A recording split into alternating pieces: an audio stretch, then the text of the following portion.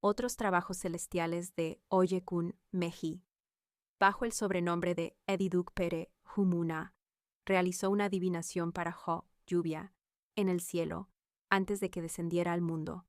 La lluvia era llamada Hohidi Hidi, Tiinse Omokunrin Run.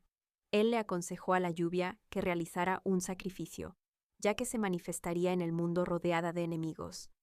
A la lluvia se le dijo que ofreciera un sacrificio con un macho cabrío, tela negra y un montón de garrotes. La lluvia realizó el sacrificio antes de partir hacia la tierra. Cuando estaba a punto de nacer, sus ancestros más agresivos ya se encontraban en la tierra. Ellos eran el sol, la claridad y la sequía.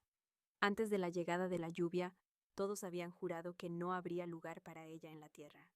Mientras tanto, la lluvia comenzó a amenazar.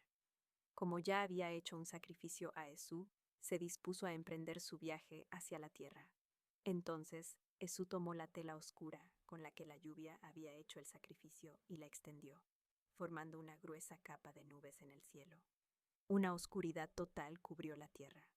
Luego, Esú le entregó a la lluvia muchos de los garrotes utilizados en el sacrificio y le aconsejó que los usara para golpear a cualquiera que se atreviera a interponerse en su camino.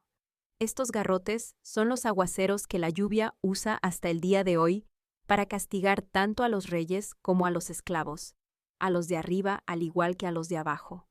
Así fue como la lluvia logró someter al rocío, la sequía, el calor, el polvo, los árboles, y a todos aquellos que eran sus enemigos.